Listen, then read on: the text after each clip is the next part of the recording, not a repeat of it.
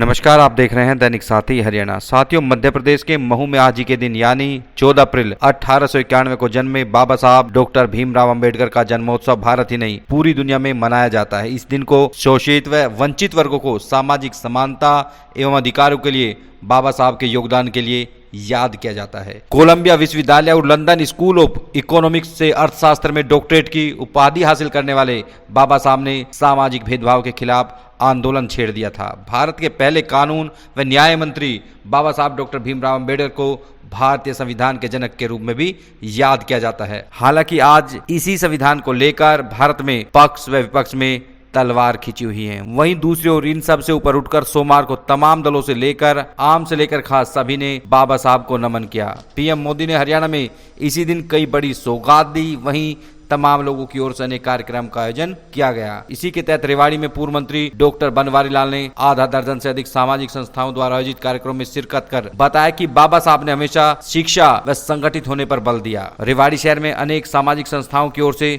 शोभा यात्रा भी निकाली गई। मूल निवासी संघ की ओर से भी विशाल शोभा यात्रा देखी गई। वहीं वार्ड नंबर 3 के पार्षद प्रवीण चौधरी के नेतृत्व में शहर के सर्वपुर रोड स्थित संत रविदास मंदिर से लेकर बाबा साहब डॉक्टर भीमराव अंबेडकर चौक तक शोभा यात्रा निकालकर प्रतिमा पर नमन किया गया। अब आपको दिखाते हैं बाबा साहब को नमन करने पहुंचे तमाम लोगों ने क्या प्रतिक्रिया दी। जी, मेरा नाम बबीता है। जी, मैं बाबा साहब की अम्बेडकर जयंती के बारे में आप सबसे कुछ कहना चाहती हूँ कि बाबा साहब ने हम सबको वो संविधान दिया कि जब कभी हम अंग्रेजों के अधीन हुआ करते थे ना, तो हमें ये अधिकार नहीं था, बट बाबा साहब ने हमें वो अधिकार दिया। हम लेडीजों को क्या, हर कौम के सदस्य को, हर कौम को ये अधिकार दिया कि हम अपने अधीन जी सके, यानी कि अपनी ही व्यवस्था से, यानी कि अपनी इच्छा से जी सके। तो ये सब हमारे उस बाबा साहब की देन है, और इसलिए हमारे संविधान को अगर कोई हिलाएगा तो वो हमसे पहले आके टकराएगा। जो बाबा संविधान को कोई छेड़ेगा वो चूर चूर हो जाएगा। इसलिए बाबा साहब अमर रहे, बाबा साहब अमर रहे। जय भीम।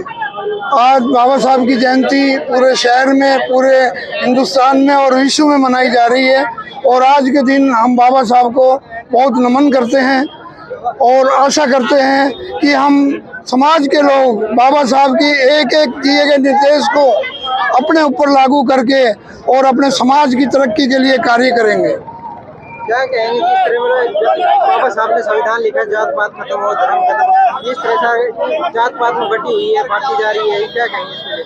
बाबा साहब ने जो ये संविधान लिखा है, उन्होंने अपनी तरफ से ये भरसक कोशिश की थी कि हमारे दलित समाज को, पिछड़े वर्ग को, गरीब को एकता मिले, समान नजरों से देखा जाए।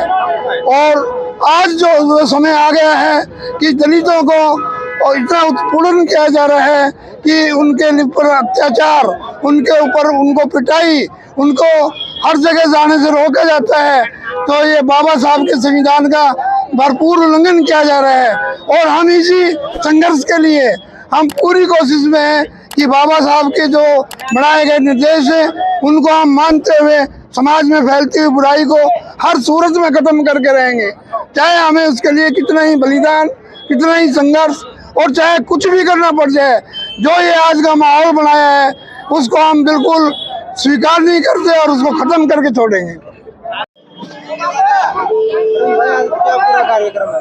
आज पूरे देश नहीं, पूरे विश्व को पता है, एक महान शख्सियत बाबा साहब भीमराव अंबेडकर जी की आज जयंती है। मैं आपके माध्यम से पहले उनको सत सत नमन करना चाहता हूं। हर साल की बात ही हमारा समाज, 36 बिरादरी के लोग श्री गुरु रविदास मंदिर से चलकर डीजे और झांकियों के लेकर और बाबा साहब भीमराव अंबेडकर चौक पर बाबा साहब को नमन करने के लिए, उनके ऊपर माला अर्पण करने के लिए हम आते हैं।